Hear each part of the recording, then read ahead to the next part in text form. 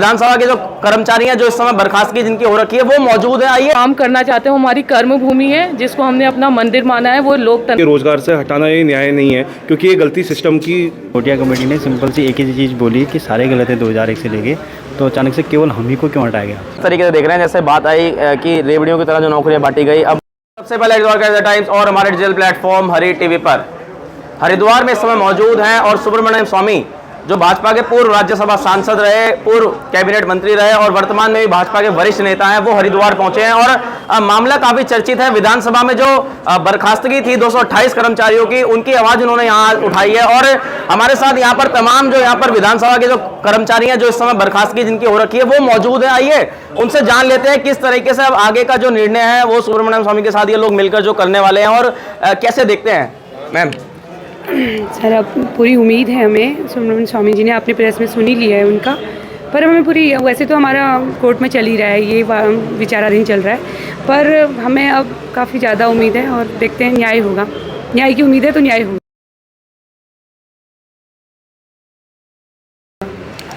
किस तरीके से देख रहे हैं, जिस तरीके से 2015 के जो पहले जो नियुक्तियां हुई थी अभी भी वो जो कार्यरत हैं, लेकिन 2016 के बाद जो हटाया गया, कहीं ना कहीं जो दो तरफ देखा जाए कि तराजू तो है, दोनों तरफ जो है तुलता हुआ दिखाई जा रहा है। किस तरीके से देख रहे हैं इसको? सर, हमारे लिए बहुत दुखद है क्योंकि हमने भी उस मंदिर को 7 साल दिए हैं, तो हमारे लिए बहुत दुखद है। हम ये नहीं चाहते हैं कि वो कर्मचारी भी बाहर आए, पर वो अगर उस पद पे विराजमान है तो हम कहीं ना कहीं, आज हमारी यही उम्मीद है स्वामी जी के साथ उन्होंने हमें बहुत भरोसा जताया है और हमें पूरा विश्वास है कि हमें न्याय मिलेगा और हम भी उसी कुर्सी में दोबारा से विराजमान होकर हम वहाँ पे काम करना चाहते हैं। हमारी कर्म भूमि है जिसको हमने अपना मंदिर माना है, वो लोकतंत्र का एक मंदिर है बहुत बड़ा, तो हम यही चाहते हैं कि हमारी जल्द से जल्द बहाली हो। जी, आइए कुछ और यहाँ पर जो लोग हैं वो कर्मचारी जो इनको बर्खास्त किया गया था वो हमारे साथ मौजूद हैं, उनसे बात कर लेते हैं। सर, कैसे देख रहे हैं, क्योंकि लगातार काफ़ी चर्चित मामला रहा, उसके बाद जो है वो पूरे देश में चर्चा में छाया रहा, उस पर अब काफ़ी चर्चाएं भी हुई और सुब्रमण्यम स्वामी जो है एक्शन में दिखाई दे रहे हैं, कह रहे हैं सुप्रीम कोर्ट में जाऊँगा, कोई केस अब तक हारे नहीं। कैसे देखते हैं? जी, हमें बिल्कुल उम्मीद है कि हमारे साथ न्याय होगा क्योंकि जैसा आप सबको ही पता है कि 1 से लेकर 15 तक अभी तक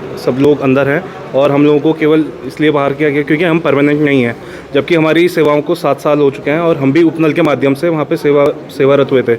तो हमें आशा है कि स्वामी जी, सुब्रमण्यम स्वामी जी माननीय उच्चतम न्यायालय में हमारा केस को लड़ेंगे और हमें पूर्ण तरीके से न्याय मिलेगा।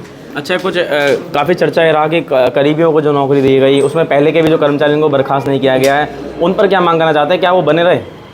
जी, अब देखिए, सबको एक सेवा करते हुए वहाँ 20 से 21 साल हो गया और किसी को भी किसके रोज़गार से हटाना ये न्याय नहीं है क्योंकि ये गलती सिस्टम की गलती से हुआ है। इस पर आगे के लिए कोई सख्त नियम बने क्योंकि गलतियाँ ये शुरू से ही, प्रदेश जब से बना है हमारा 2000 से ही सारी गलतियाँ हुई हैं। तो इस पर अब जो कार्मिक वहाँ पे कार्यरत हैं तो उन पर भी कार्रवाई करना उचित नहीं है। जैसा हमारे साथ हुआ अन्याय, उनके साथ भी ऐसा नहीं होना चाहिए। इतने साल सेवा देने के बाद सब लोग बाहर हो जाएंगे तो उनके लिए काफ़ी मुश्किल होगा अपना जीवन व्यतीत करना। जी, तो अब आगे के लिए जो भी हो तो सख्त कानून बनाएं इस पर और पूरी पारदर्शिता के साथ पूरी भर्ती हो। ठीक, आइए कुछ और लोग भी हमारे साथ हैं, कुछ यहाँ पर जो, आइए नीचे चलते हैं, सीधा उनसे बात कर लेते हैं। तो क्या कहना है सर, 2 मिनट, क्या कहना चाहते हैं कि किस तरीके से देख रहे हैं आगे कानून बनाने की बात हुई, जो भी नियुक्तियां हो वो आगे कानून बनाने के तहत हो, एक न्याय प्रक्रिया के तहत हो, एग्ज़ाम हो, उसका इंटरव्यू हो, कैसे मानते हैं जो आगे के लिए? मैं तो यही मानता हूँ कि हम लोग जब पहाड़ से आए, हमें लगभग आज से 5 से 6 साल पहले हम यहाँ पर जॉब के लिए आए। हमें इससे पहले कुछ नहीं पता था कि कैसे विधानसभा भर्ती होती, क्या होती है।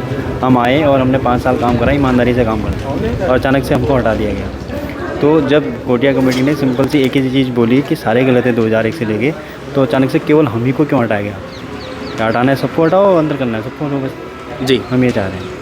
तो आगे किस तरीके से देखते हैं, जैसे करीबियों की बात है, मानते हैं कि क्या एक न्याय प्रक्रिया बननी चाहिए, उस तरीके से नियुक्तियां जो हैं वो तो बिल्कुल बननी चाहिए। आप, मैं क्या, सभी लोग ये चाहते हैं कि एक प्रक्रिया तो होनी चाहिए, लेकिन जब पहले सेम प्रक्रिया थी उसी प्रक्रिया के तहत हम भी आए। ठीक, क्या मानते हैं अंतिम में?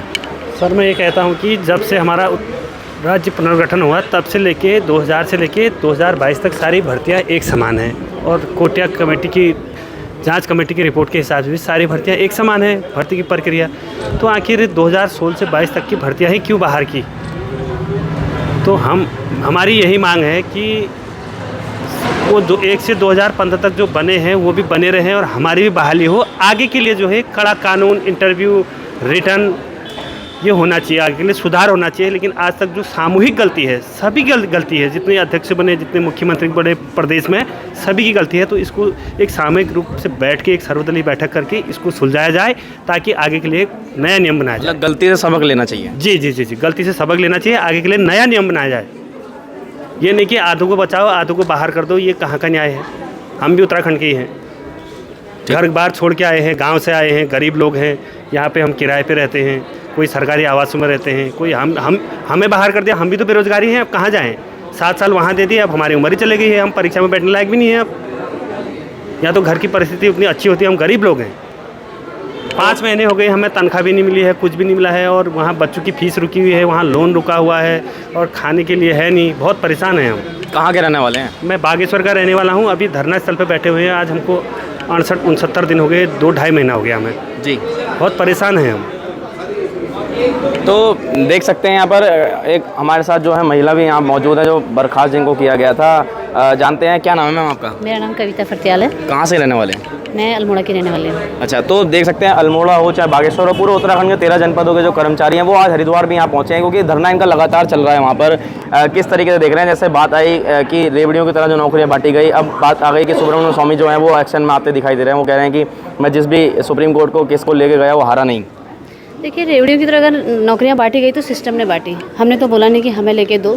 सिस्टम में 2001 से 2022 तक जब चयन प्रक्रिया एक है, सबको स्पीकर ने अपने विशेषाधिकार से रखा है, तो हमें भी स्पीकर ने ही रखा है। अब मैडम ने कमेटिया कमेटी की रिपोर्ट को देखते हुए जल्दबाजी में कौन सा ऐसा निर्णय लिया, ये हमारी समझ में नहीं आ रहा है। और हमारा मामला वैसे भी कोर्ट में विचाराधीन है जी। और सुब्रमण्यम जी ने जो हमको समर्थन किया, उससे हमको बहुत हिम्मत और ताकत मिली है। आज 70 दिन हमको धरने में बैठे हो गए हैं। सुबह भी हम पहले अपने धरने स्थल पे बैठे, जो हमारा धरना है सुबह 10 बजे से शाम के 4 बजे तक वहाँ पर चलता है। हमें 5 महीने हो गए, 5 महीने से हमको टर्मिनेट किया है, तब से हमें कोई तनख्वाह नहीं मिली है। 2 महीने हो गए, 2 महीने से हम अपना धरने स्थल पर बैठे, जो हमें तीसरा महीना लग गया है। धरने में बैठने का हमारा यही उद्देश्य था कि जब चयन प्रक्रिया एक है तो 15 से आगे के लोग, 16 से आगे के लोग ही क्यों बाहर किए? जब पूरी भर्ती प्रक्रिया एक है तो हमारे साथ ये अन्याय क्यों हुआ, इस चीज़ के लिए। और जो बैकडोर कह के मैडम ने हमें बाहर किया था, उसको हम जानना चाहते कि विधानसभा का फ्रंट डोर क्या है, क्योंकि सिस्टम ने तो सबको एक ही डोर से रखा। 2001 से 2022 तक सबको सिस्टम ने एक ही डोर से अंदर किया है, तो 2016 वालों से आगे की सर्विस को मैडम बैकडोर क्यों कहती है? अच्छा, कोई उत्तराखंड का नेता फ्रंट में नहीं आया जिस तरीके से सुब्रमण्यम स्वामी आए, इस पर कैसे देखते हैं आप लोग? सर देखिए, ये तो एक विपक्ष वाले आए, हाँ विपक्ष आया है हमारे सामने, फ्रंट में आए हैं, बयानबाजी हुई है, विपक्ष आया है। और जिस तरह से सुब्रमण्यम स्वामी जी तटस्थ होकर आए वो, लेकिन एक वो मानवता की नज़र से देख रहे हैं, वो भी राजनीति की नज़र से नहीं देख रहे इस चीज़ को। जी, क्या मानते हैं? अंतिम सवाल मेरा, क्या जैसे नारेबाजी हुई हमारा नेता कैसा हो, तो क्या सुब्रमण्यम स्वामी को यहाँ का नेता बनाना चाहते हैं? जी ज़रूर सर, वो क्योंकि अन्याय जहाँ होता है उसको न्याय में बदलना चाहते हैं। वो ये उत्तराखंड देवभूमि है, इसलिए यहाँ आए हुए हैं। वो सारी जो भी यहाँ पर अटकलें हैं, जो भी परेशानियाँ हैं, उनको अपने दिल से जाहिर कर रहे हैं वो, यानी कि राजनीतिक तौर पर पर्सनली जो है देख रहे हैं। तो हमें पूर्ण आशा ही नहीं, पूर्ण विश्वास है कि वो हमारे केस को निःशुल्क देखेंगे, और जो न्याय हुआ है, आधा अधूरा न्याय, इसको पूर्ण मतलब न्याय दिलवाएंगे। क्या कह रहे थे आप? मैं यही कह रही थी, सुब्रमण्यम स्वामी जी ने जो हमारे केस के लिए बोला है कि उनने देखा कि हमारी आर्थिक स्थिति कैसी है। हम सब गांव से लोग हैं, पहाड़ के लोग हैं, हमारे गांव में अनाज के नाम पे कुछ भी नहीं उगता। सूंगर और बंदरों का इतना ज़्यादा उजाड़ है कि आय का कोई साधन है ही नहीं। तो उन्होंने हमारी स्थिति को आंका है, हमारी आर्थिक स्थिति को आंका है, और हमारी 7 साल की सर्विस को आंका है। अगर आज हमें 7 साल हो गए तो 7 साल के बाद हम घर लौट के कैसे जाएं, जबकि हम अपनी घर गृहस्थी लेके देहरादून में बस चुके हैं, उस नौकरी को कर रहे हैं, और हमारी सैलरी स्लिप को देख के हमारे को जो लोन हुए हैं तो वो सब हम तारण कैसे करें? तो हमारी आज ऐसी स्थिति हमारी हो चुकी है। तो उन्होंने बोला कि मैं अगर इनके लिए मुझे केस लड़ना पड़ेगा, वकील हायर करना पड़ेगा, तो वो भी मैं करूँगा। तो इसलिए हमने बोला कि हमारा नेता सुब्रमण्यम स्वामी जैसा हो। ठीक, धन्यवाद। तो यहाँ पर आपने सुना कि तमाम जो विधानसभा कर्मचारी हैं जो धरने पर हैं, 70 दिन से बताया उन्होंने, धरना यहाँ पर चल रहा है। और तो यहाँ पर सुब्रमण्यम स्वामी जो थे उनकी प्रेस वार्ता थी। आज हम यहीं मौजूद थे, अटल बिहारी गेस्ट हाउस है जो हरिद्वार में। फिर मिलते हैं किसी अगले मुद्दे के साथ, तब तक आपका बहुत बहुत धन्यवाद।